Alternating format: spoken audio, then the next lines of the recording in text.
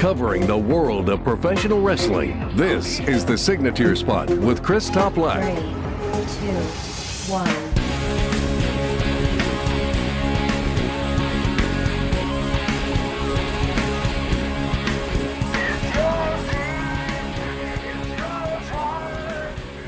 Thank you very much for tuning into the latest episode of the Signature Spot with Chris Toplak. As always, I greatly appreciate your ongoing support, and without your support, we would not see a rising, passionate contingent of fans in Italy, of all places. I'm riding the wave. Yes, it came to my attention that dozens and dozens of new fans have been tuning in Italy. Now, I love this for a couple of reasons, primarily because I eat more pizza than what should be humanly possible, or at least socially acceptable. So for that reason alone, I'm very pleased by this. Plus, it's a country I would love to visit. So if you're tuning into this show from Italy, I say thank you very much. Plus, The Godfather is one of my all-time favorite movies. In all seriousness, Facebook apparently had an issue with the title of my show from last week. So the title was Make Raw Great Again. There's nothing political about it. It's a show that has seen a rapid decline in quality. We'll get to that shortly with Seth Rollins. He even called it out on air. But apparently they thought it was too close to, I'm assuming, Make America Great Again. Again, this was not a political statement whatsoever. It's just a fact that, well, it's calling out what the show is about. I'm proposing some ideas on how to make Raw better. Same with Chris Morrison. But they tried to hide it from my timeline. I chatted with customer support, and they relented and said, it's fine, we're not going to hide it from your timeline. Based on what I see on that news feed, they should be putting their attention towards some more worthy causes than that one. I'm hoping that these would be on sale before Christmas. The Elite have previewed some of their new shirts on Twitter. The Young Bucks, top notch. Cody, that's probably shirt of the year in my opinion. If you haven't seen them, stop by the Young Bucks Twitter page and also Cody Rhodes. I think they're two of the best shirts that should be soon in the market today. On the show today, the full card for Wrestle Kingdom 13 has been released. I'm really looking forward to the show. It's right up there with WrestleMania and all the NXT takeovers for a show that I literally count down the days towards. Highlights from the week in a full preview of WWE TLC this coming Sunday. Your weekly recap. Raw certainly picked up the pace this week. It got a little bit better. The show opened with Seth Rollins channeling his inner Twitter rant for that promo with Baron Corbin. He touched on Raw's undeniable low quality, the Revival's poor booking, and the fact Brock Lesnar is Universal Champion, despite the fact he hasn't competed on an episode of Raw since 2002. Check, check, and double check. Bobby Roode pinned Drake Maverick, which meant Roode and Gable became the new Raw Tag Team Champions. A change is coming. Bit of an odd moment. You had Ruby Riott present Natty with a table featuring her father, the late, great Jim the Anvil Neidhart, on it. Now, one could say, hey, that's a kind gesture. Passed away 6 months ago. It's a great way to remember him. But I think it was on the flip side of, I'm going to mock your dad. I'm going to put you through this table. Now, before somebody says this is going too far, I saw some of that on Twitter. Natalya was perfectly fine with Jim Neidhart's funeral service being aired on Total Divas. So obviously, she gave this the clear as well. I enjoyed the match between Drew McIntyre and Dolph Ziggler. Drew McIntyre finally gained his revenge by earning the victory. Didn't love Bayley versus Alicia Fox. A bit of a funny moment where Apollo Crews sent Sasha Banks airborne into Mahal and crew. Heath Slater made a couple of appearances throughout Raw. The first one was where he reluctantly counted the pin where Lio Rush defeated Elias. You had Ember Moon versus Tamina. Personally, I was thrilled that Ember Moon is getting even more of a spotlight on Raw. It's extremely well-deserved. And I thought a great match was Seth Rollins defeating Baron Corbin in a TLC match for the Intercontinental Championship. And that was despite the fact that Heath Slater, yet again, got involved. I'm not sure what the payoff here is. I don't really know if we need another heel referee storyline, but nevertheless, it made sense. Dean Ambrose, of course, did not interfere. And guess what? From a continuity standpoint, from a psychology standpoint, why would he want Seth Rollins to lose the match? Because then that means that he's not going to compete against him this Sunday for the Intercontinental Championship. Over to SmackDown, I thought it was a better show. A great opening. I love the interaction between Daniel Bryan and Mustafa Ali to open the show. Let me tell you, Daniel Bryan, whether you want to believe it or not, might be an even better heel than he was a babyface. By the way, their match was great. I felt it could have been a little bit more competitive, especially due to the fact that Mustafa Ali made his SmackDown debut, but it was still a great spotlight, and his stock did not decline due to the loss. There was a rap battle between The Bar and the Usos. I felt as though it fell a little bit flat. It was expectedly juvenile. Some found it very entertaining.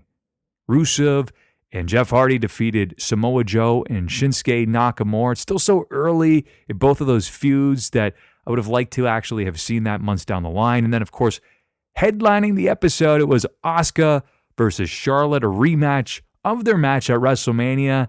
It did not quite meet that quality, but it was still a fantastic main event. Played with a somewhat lackluster finish. But, of course, that's the way it's going to go, a non-finish, as there will be a triple threat match between the man, Becky Lynch, the Queen, Charlotte, and the Empress of Tomorrow, Asuka, this coming Sunday. And let me tell you, Charlotte is unleashing her untapped kendo stick swinging abilities on a weekly basis. NXT kicked off with a bang. It was Bobby Fish representing the Undisputed Era versus EC3, bad blood between them. If you recall, just over a month ago, it was Bobby Fish that attacked EC3's knee. He injured it using a steel chair. And of course, in this match, as you can imagine, he attempted to exploit that injury with a chop block, but he came up short. It was EC3 who overcame the numbers advantage, got his arm raised via pinfall. Specifically, it was the roll-up. We also had the Mighty as Shane Thorne and Nick Miller versus Oney Lorcan and Danny Burch, a hard-hitting affair. I love the promo from Aleister Black. Very well spoken, and once again, as I've noted in the past, so in tune with his character. Although something that did fall flat to me, Jessamine Duke and Marina Shafir, they're just not hitting the mark. They make these goofy faces, and Shayna Baszler, who isn't exactly the best spoken, is basically the mouthpiece of the three, and to me, it's just missing the mark. Mia Yim with a great victory. She actually qualifies for the number one contender Fatal 4-Way taking place in January at NXT TakeOver. And then Prince Pretty graced us with his presence as he took on Ricochet. He came up short for the NXT North American Championship. I wish he would stick around for a while. NXT seems to be his true home. The latest industry news and rumors. The card is officially set for Wrestle Kingdom 13, one of the biggest events of 2019, taking place January 4th from the Tokyo Dome in Tokyo, Japan. It's under the New Japan Pro Wrestling banner. As the days draw near, I'll produce a show with full predictions for this event. I have very high expectations. Highlighting just a couple of the matches on the card, you have Kenny Omega versus Tanahashi for the IWGP Heavyweight Championship. Chris Jericho, modern-day Renaissance man, taking on Naito for the IWGP Intercontinental Championship. Okada versus Jay White, a.k.a. Switchblade. You have Cody versus Juice Robinson for the IWGP U.S. Championship.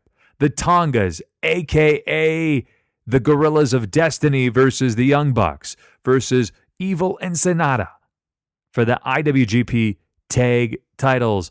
Also on the card, you have Ishii versus Zack Sabre Jr. That is for the British Heavyweight Championship. Kota Ibushi versus Will Ospreay for the Never Openweight Championship. Plus, the pre-show, just like always, there's a gauntlet match to determine the number one contenders for the Never Openweight six-man tag titles. So this entire event will be broadcast on the New Japan World streaming service, and of course also Fight TV pay-per-view, again, is January the 4th. It's a Friday this year, and I'm really looking forward to it. And again, drawing much closer, I'll have a full set of predictions. Speaking of Kenny Omega, if you have access to Access TV, there will be a Kenny Omega-thon special. They announced a 10-hour straight Kenny Omega-thon special taking place on Friday, December the 28th, starting at 2 p.m. in the East. Cody Rhodes recently made an appearance during a live Something to Wrestle show, and he quickly mentioned that he declined an offer from the WWE a couple of weeks ago. I mentioned off the hop that he has a new shirt that's been released, obviously a clear indication that he's going to be sticking around for a while. Plus, there's rumors still floating around pretty heavily that he's going to be involved in another big promotion the Khans are going to be funding. Former WWE wrestler Big Cass suffered a seizure. That was during Saturday's House of Hardcore event in Philadelphia, Pennsylvania. So eyewitnesses claim that during an intermission, Cass was walking to the lobby, and that was in order to sell merchandise, and he just simply collapsed. Tommy Dreamer, who runs House of Hardcore, he quickly stated it was not drug-related. Up next, I'm joined by syndicated writer. He's the editor-in-chief of thegorillaposition.com. He's Ryan Bowman, and we will be discussing WWE TLC taking place this coming Sunday. Our topic of the week. WWE TLC takes place this coming Sunday. That is December the 16th. This is from the SAP Center in sunny San Jose, California. Of course, Ryan Bowman is joining me as we discuss the 12 matches announced. I was actually somewhat surprised by the fact that that's a lot of real estate on this card, and there's a lot to go through. Were you kind of shocked by this too? I was. Obviously, now they're trying to stretch these pay-per-views out as much as possible, but 12 matches in total, and honestly, I think 4 to 5 of these you could just lop right off of this card and everybody would be fine with it. Absolutely. I think you actually stretch out the length of the match and then obviously the quality of the match, and you could probably cut some of those out as they are considered filler, at least to the mass audience, right? Yeah, we absolutely needed another Rey Mysterio and Randy Orton match. We haven't seen that from 2006, right? No, that is one thing that you've seen a lot of lately is we're starting to get to the point now where guys have been there so long, they've been in the ring hundreds of times together. And it's just the same match over and over again. That's one that you could probably leave off this card, and I don't think anybody would miss it.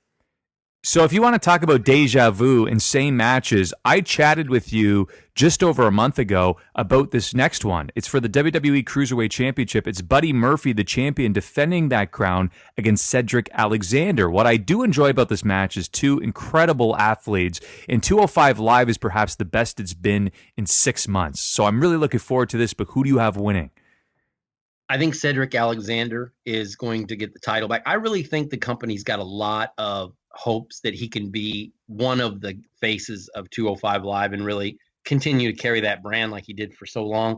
Mm-hmm. A lot of people said Buddy Murphy got the win because he was in his homeland, but he's been able to hold the title. He's a very credible champion, great worker. But I think we're going to have to see some titles on this. This would be one I think that they would go for. So I think they'll pull the trigger and Cedric walks out with the championship. I'm on the opposite side here. I think that they're going to build Buddy Murphy as, and it's weird saying this, but this monster 205 Live competitor because he does just barely reach the weight limit there. So I think that he's going to retain, and I believe they're going to bring somebody up that will finally dethrone him, and it'll be a big opportunity for somebody else to have that spotlight on them. So I'm saying that Murphy retains. And then the next match, it's a tables match. It's Ruby Riott versus Natalya. Now, the Riot Squad has consistently gotten the upper hand over Natalya as of late. Now, they make her cry. They basically attack her on a weekly basis. They humiliate her. Now, this match also contains a very personal element, too, because they brought forth the death of the Anvil. Now, it's funny because many were kind of outraged by this, but at the same time, I feel as though they have short memories and tend to forget the fact that Natty actually had her father's funeral service featured on Total Divas just a couple of weeks ago as well. So who wins this match? Well, all signs point to Natty having gone through hell to gain this victory.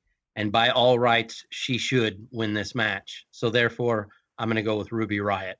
Wow. Because every time we build up to where the baby face should get their comeuppance, they want to stretch it out for the next night on Raw. I honestly, by all logical reasoning, would say Natty. That's why I think it's going to be Ruby, just to shock everybody. And I think Natty's going through that table. And by the way, when you brought up the thing earlier about bringing out the memory of Jim the Anvil Neidhart, it's ironic that Rey Mysterio and Randy Orton are squaring off on this card too, because we've seen that stunt several years ago with the death of Eddie Guerrero. So, it doesn't shock me anything that they do anymore, just like it won't shock me when somehow by nefarious means Ruby puts Natty through the table. And the likeness of her own father. I have Natalya winning and defending the honor of the Neidharts, but I would much prefer to see Ruby Riott win, and that's a very different narrative and direction they can go in. Next up, R-Truth and Carmella. That's the Fabulous Truth for those keeping track, versus Jinder Mahal and Alicia Fox. The finals of the Mixed Match Challenge Season 2. High stakes for the winners here, Ryan, because the winning team earns the number 30 spot in their respective Royal Rumble matches. I don't like that necessarily because it kills the surprise. But that being said, at least they actually do have stakes in this. Who do you see coming out with their arms raised? Oh, I'm sorry. I dozed off when I heard the words Mixed Match Challenge. Ooh. Sorry. Oh, no, I have had no interest in this event whatsoever. The fact that they're putting the spot in the Royal Rumble in it, I think, is even worse because we've seen such a you want to talk about been a mishmash of a mixed match challenge because we've had so many names come and go, get injured, get pulled out, get booked somewhere else. I really have no desire to even see this match, but I'll take R-Truth and Carmella because they're the more popular duo. That's what I have, and I believe that they're going to strike while the iron is hot because this is a duo that's not going to stand the test of time. So over the next 6 months, they'll be, one of the hottest things on SmackDown, and then, of course, they will part ways. So I have R-Truth and Carmella winning as well, and I'll take it one step further. R-Truth will do something very comical and try and come out in spot number 1, even though he was spot number 30. I think that's going to happen at the Royal Rumble, too. If not, it should happen. That'd be great. He shows up, he gets eliminated in 10 seconds, and they're like, What are you doing? You're gone. You idiot. I could see that, actually. And, that's the funny thing, and not to get a sidetrack, but how great of a career has Ron Killings had, starting out as K-Crush and getting fired, and 20 years later, he's Vince McMahon's buddy, and he's probably got a job for life with WWE, and he's still out there doing it. The guy's 43 or 44 years old. He's 46. He's 46. Yeah, and he looks younger than I do. Yeah. I mean, he looks younger than. He looks like he's right out of college. He's 25 years old. And a former NWA heavyweight champion. Many people forget about that. The first African American NWA World Heavyweight Champion. So he's a history maker too. So he's had a great career and a great guy too, by the way. So it couldn't happen to a better dude. So it's good to see him still in the spotlight. And yeah, I think he's going to have a little fun at the Rumble, just like you suggested. In a chairs match, it's basically like the number 900 time that they've squared off. It's Rey Mysterio versus Randy Orton. Randy Orton really excels in this Viper villainous role, and I feel as though he's going to try and slay another body. Who wins the match here? I think it's going to be Orton. I think Randy is just one of those guys that he's their go-to guy. He's a blue-collar toolbox guy. He's been around for years. I know it's a big comeback match for Ray, but again, I think it's one of those matches where they're going to disappoint the crowd for the sake of disappointing the crowd. I think Orton sneaks in an RKO and catches Ray and gets this one. I would have to wholeheartedly agree. In fact, I like the storyline and the build here because Randy Orton should be basically taking victims left and right until a younger talent on the roster gets the upper hand and it really propels their career on SmackDown. I do have Randy Orton winning the match. In a ladder RKO. RKO onto the chair. The chair. That's what you're predicting. Yes, sir. Ladder match. Elias versus Bobby Lashley. And of course, we know that Bobby will also have Lio Rush in his corner, always a factor. Can Bobby Lashley win without the help of Lio Rush? Probably not, right? I would say in this match, I don't think Bobby Lashley has a chance in this match. Obviously, it's gimmicked up for Elias because there's going to be a guitar suspended above the ring. I mean, that's his calling card. This Elias push, I think behind the scenes, there are a lot of people that think that he could fill a role as one of the top or maybe the top babyface on Raw. I think there's no doubt in my mind he's getting the win, and he's going to El Kabong Bobby Lashley with the guitar. I'm on the other side of the fence. I feel as though Bobby Lashley's going to win with a little help from his friend, Leo Rush, the man who could resemble a 10th grader, but he's going to lead Bobby Lashley to victory, even though Elias should take the win. Next. You know what a sweat bee is, Chris? A sweat bee? No. In the Midwest, they're the tiniest little insects, and they're the most annoying. And that's why I call Leo Rush the sweat bee of professional wrestling. For better or worse. Wow. He can get under my skin. Who knew that I would actually pick up some new knowledge today? So you said sweat bee. Yeah, that's what we call them here. I'm not sure what the official scientific. Down here in the Midwest, in the States, we don't get into a whole lot of that. We're not into books and such. You know. You just make things up, right? Yeah, we just call it what it is. You know, like for a long time we just called that thing, that box with wheels. Come to find out, it's an automobile. Yes, practicality at its finest, right? Absolutely. What do we got next? We have Finn Balor versus Drew McIntyre. It's time for Drew to make yet another big statement, and defeating a former Universal Champion would be that statement he needs to make. Would you agree? Absolutely. And I think he will. I think they are very high on Drew McIntyre. I don't think he gets a clean win over Kurt Angle on TV if this guy, they're strapping the rocket to him. Now, I will tell you, I've been hearing reports Finn's come down with an illness. Not even sure. Apparently, he's cleared to be in this match, but I don't know. They've had a lot of issues going into this pay-per-view. They've had some illnesses on the roster. Finn Balor got sent home recently. So this one might even be, I don't know if it's questionable or not, but I'm not hearing good things about Finn. But if it does happen, I don't think there's any doubt that they're going to stop this run that McIntyre's on. I would agree. I have Drew McIntyre as well. It's the logical choice. Nothing against Finn Balor. I feel as though he's been very misused and mishandled on the main roster because he could easily be, the leader once again with Anderson and Gallows at his side, and it would still feel fresh relative to the WWE and the audience, right?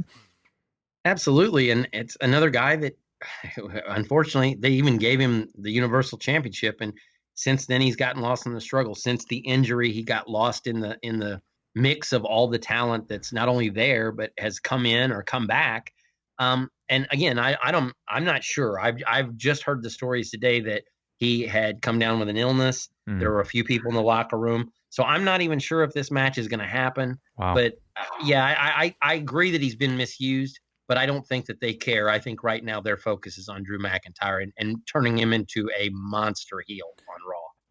As he should be, and he has all the potential in the world. Speaking of potential, somebody who could be the face of Raw is finally returning in a TLC match. It's Braun Strowman versus Baron Corbin. For those who may be wondering, where has Braun Strowman been? He's been sidelined for weeks recovering from elbow surgery. Basically, I saw him have bone spurs removed. So in terms of longevity, this will be a great thing for his career. Meanwhile, Baron Corbin has been running the show and playing favorites in an effort to further gain control. The outcome to me seems very obvious. How about yourself? It scares me again about WWE where it's very obvious. I think considering Braun's recent health, not only is he going to go over, but he's going to go over quick. Yeah. And I wouldn't be shocked. I'll throw this out there to see a little assist maybe from Kurt Angle.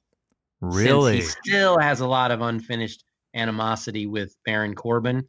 Why not? We haven't heard much from Kurt recently. Why not a little run in? Because, Braun's coming off the injury. It's going to be his first action back. How about a quick win with some help from Kurt Angle? Get him in, get Baron Corbin out of power, get a little revenge, and you get Braun Strowman in and out of there without any further injury. I like it. I also have Braun Strowman winning in an absolute squash match and then moving on to bigger and better things. It seems logical. Hopefully. I know. Now it's time. He's definitely more than earned it, and he's very deserving of the spotlight. This is a match that I think could actually kick off the card, and let me explain why. It's for the SmackDown Tag Team Championships. It's the Bar defending their titles against the New Day and the Usos. So, of course, like any sport or any event, you want to set a very good pace. Each team has proven to be easily one of the best on the main roster, and a triple threat tag team match to kick off the card would be the ideal way to get the crowd on their feet, invested, interested, and set the tone for the remainder of the evening. Do you think that would be a good placement for this match? Yes, I'd agree with you 100%. It's sort of like the old WCW Nitro days when they would start things up, fire the crowd up with a high-flying cruiserweight match. I think you got the same elements here. I love these three teams. I'm not a big fan of the New Day and the gimmick. I think it gets silly. But as far as in the ring, I think they all do a great job. And the Usos, I have to tell you, until I sat ringside earlier this year and watched those guys up close, I didn't have an appreciation for them. So since this could go any way, I'm just going to pick the Usos because I think they're the best team of the three. I would have to agree. I think that they would be the top contender for the best tag team, at least on the main roster. But I do have the Bar retaining their championships. And the reason being because this is one of those B-level pay-per-views, and we don't tend to see a lot of title changes on them for that very reason. You know, it's funny when you talk about the Bar retaining, you think about the amazing run that these two guys have had. Two former singles stars have had together now for a couple years as a tag team. You can say the tag team division in WWE is weak, but it isn't any of these three teams. They're all three solid. I like the pick of the Bar. Like I said, I think it could go any direction, but I've become such a big fan of the Usos that I'm going with them. Good choice. We move along to the Raw Women's Championship match. It's Ronda Rousey versus Nia Jax, who earned that spot. And, of course, she keeps teasing the fact that she's going to knock her lights out with that punch that she delivered famously to Becky Lynch. Will she do it to Ronda Rousey, or will Ronda Rousey be smart enough to avoid it and lock her in the armbar for the tap-out victory? Well, I will answer it like this. ESPN just aired a special that featured Buster Douglas defeating Mike Tyson in the biggest upset in boxing history. If Nia defeats Ronda on Sunday night, it will be the biggest upset in pro wrestling history, because I don't think any odds maker in the world believes that they're going to hand her first loss to Nia Jax. There's no way in the world. It's not the right person. I think Ronda keeps it and keeps it quick. I think she puts her down quick. Yeah, it's weird because Nia Jax is really built and positioned as this monster and literally larger than life in terms of the Raw women's division and the entire women's division. But Ronda Rousey has also been positioned as an individual who's going to take out like 6 security members without blinking an eye, without beating a sweat. So Nia Jax is probably going to be submitted very, very quickly. I think it will be more competitive than it needs to be. Ronda Rousey tends to take those typical bumps where she gets thrown into the barricade, thrown into the ringside steps, but she's going to, of course, dig deep and she'll lock in that armbar, force her to tap out, and I do believe Ronda Rousey retains her Raw Women's Championship. Absolutely. Nia may not be like most girls, but on Sunday night, she's going to be like everybody else, and she's tapping out to Ronda. Intercontinental Championship. Seth Rollins, the champion, versus his former Shield brother, Dean Ambrose, a.k.a. Bane. Well, I wrote earlier this week on the Monday column that I think Seth Rollins should be the guy that is positioned as the number one babyface, the workhorse of Raw, and the guy that they should line up, I should say, to go to WrestleMania to face Lesnar. Yes. I would love to see that match. Having said that, you got to get the Intercontinental title off of him. And I do see Dean Ambrose winning this match and Rollins moving on after they finish this feud. Somehow he gets some comeuppance. He gets his revenge on Ambrose, but is free and clear to go for a Universal title run after that. That's the way that I see it. Dean Ambrose plays spoiler. He takes the championship. I'm not exactly sure how that run's going to go because Dean Ambrose in the past has been an Intercontinental champion, and at times one that I did not find very intriguing or interesting. Perhaps this heel run will be different, but Seth Rollins should be primed for Brock Lesnar at WrestleMania 35. So I do have Ambrose to become the new Intercontinental Champion. Agreed. So how many title changes have we? Well, you picked different in the cruiserweight, but there's a title change we talked about, and I picked the Usos to take the title. So again, we're a little different. I'm seeing a couple possible title switches, and like a lot of people out there, and you're probably right. You're seeing a lot of status quo. Like maybe we're going to come out of here things the same. The Ambrose title change, I think, is inevitable for the same reasons that you said. Rollins has bigger fish to fry in 2019 than the Intercontinental title. For the WWE Championship, I will stress it is the new Daniel Bryan, the champion, versus the phenomenal one, AJ Styles. We got here because, Ryan, Daniel Bryan only committed one sin, and that was low blowing a man. That's the only sin he's committed. We drive cars that are not fuel efficient. We are destroying the climate and the ecosystem every day. This man is gracing us with his presence. Will he also retain the championship?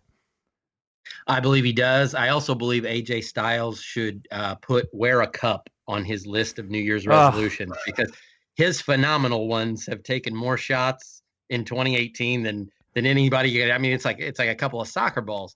But he got 3 kids out too. That's a good thing. His wife is probably saying, "Hey, thank God we got those 3 kids out in time because you don't have functional sperm left in you, do you?" Yeah, it's got to be pureed at this point. The doctor says those boys can't swim, my friend. You might be phenomenal, but you've got some problems down under. That's right. I think Daniel Bryan's poised to go on a great run as a heel. It's totally different. It's fresh for the audience because they're so used to loving him. And now they're going to get to see this new side of him. He's performing it well. And also, I think AJ's had his time with the title and kind of ready to loosen that schedule up. There's no reason to make a switch here in storyline or backstage issues, whatever. There's nothing going on that would suggest that they want to take the title off Daniel Bryan right now. I think he retains in a great match. That's the thing we're forgetting about. It's not so much who walks out with the belt. It's how much entertainment we're going to get while they go after each other. I think that's going to be there is one other match on the card that intrigues me, but I think that the Bryan and Styles match could steal the show. Match of the night. I mean, that is an easy contender for that. I have Daniel Bryan retaining. I'll take it one step further. I believe in 6 months we will be saying this is the best run of Daniel Bryan's career, even surpassing potentially that run leading up to his crowning moment at WrestleMania 30. How about that? I like that call, and I think you're right. He's just one of the smartest guys in the business in terms of how he works in the ring, how he works the crowd with the microphone. I think they've got a winner with heel Daniel Bryan. They really do. Now, I don't necessarily know, and I'm not going out there and boldly predicting this will headline the card, but you and I can both agree it should be headlining the card. It is the man, the champion, Becky Lynch versus Charlotte Flair versus Asuka. It's a triple threat TLC match for the SmackDown Women's Championship. As we both know, Lynch and Flair have a long history with each other. Friends and foes, clashing since the summer. Now Asuka has been added to this dynamic. It's very intriguing. How do you see it concluding? My thought is unoriginal because I've heard so many other people, other experts and people or people who are bigger experts than me talk about this match. I think it makes all the sense in the world to let Asuka win this thing. It is. It's logical. And that sets up Becky to win the Rumble, the Women's Rumble, and challenge at WrestleMania, challenge Ronda. And then you start an automatic feud on SmackDown between Charlotte, who has shown the heel tendencies, and Asuka, who's a crowd favorite. I'm going to pick Asuka to win this match by pinning Charlotte. Love that call. That's exactly what I was going to say, for the pure fact that it adds so many layers to the Becky Lynch character, because now she can be so disgruntled and bitter, saying, so wait a minute, I lose my championship and I don't even get pinned? This is BS. Absolutely. I mean, it's just another layer of the onion for this Becky Lynch character, the man character, the Irish lass kicker, everything that she's morphing into. It just gives her another reason to be PO'd. It gives her that stone cold Steve Austin vibe even more, as I'm the guy on the outside getting screwed by the boss. I'm the one on the outside getting beat by the system. Well, I'm going to overtake the system. And I think it sets up beautifully for her to go on and be the one who defeats Ronda at WrestleMania. It just makes too much sense, and I have to agree. I believe Asuka should win this match as she is the ideal choice. TLC could be a sleeper card. There's 12 matches. It's a little bit convoluted, but this could be one that we write off, and all of a sudden we are humbly surprised. Do you think that could happen this Sunday? I'm hoping. Chris, the big thing, it's been pretty vogue for me and other people to bash WWE, and rightfully so. They've been down, they've been out. But you know what? I've always said one really good pay-per-view can turn months of bad booking around. And this show, as a dark horse contender, could help to turn the momentum for them. They just got to pull the right switches. They got to do stuff that makes guys like me and you happy. The people that are diehard fans, they have to start appealing to the audience that they still have left. Agreed. This would be the ideal way to conclude the year with a bang, pique our interest, head into 2019 with a clean slate. Hopefully we close the show by watching Asuka raise a very well-deserved championship over her head. I will go home happy with that thought and hope like heck that the whole card on Sunday is just solid and honestly worth the time that I'm going to put into it to watch it. Yeah, absolutely. That's all you can ask for. That's all you can ask for. Just give us a great effort. Well, for the 5 hours that you're going to be tuning in for, I'd like to hope that there is some reward for tuning in. I agree. But as I always say, we're always suckers for wrestling. You and I will be glued to the screen, I'm sure, on Sunday night. They are telling the stories of pro wrestling storytellers, thegorillaposition.com. Editor-in-Chief Ryan Bowman, thank you very much for joining me on the program today. Thank you so much for having me, Chris. Great show as always. We love what you do and love having you be a part of thegorillaposition.com. You're listening to The Signature Spot with Chris Toplack. According to PW Insider, Kurt Angle is scheduled to appear this Monday on Raw. So Ryan's prediction of Kurt Angle getting involved in that Braun Strowman-Baron Corbin match could be completely true, or maybe this is a red herring. Either way, we're going to find out this coming Sunday at WWE TLC. Once again, thank you for Ryan Bowman for joining me on the program, and thank you for supporting this show, whether it's on YouTube, Spotify, iTunes, iHeartRadio, or wherever you get your podcasts. I appreciate you tuning in on a weekly basis. And until next Thursday, see if you can squeeze in your Christmas shopping by then. Happy trails to you until we meet again. This concludes another episode of The Signature Spot with Chris Toplack. For new episodes, subscribe on YouTube, Stitcher, Spreaker, iHeartRadio, or iTunes. And don't forget to follow The Signature Spot on Facebook for exclusive clips, polls, and opinions.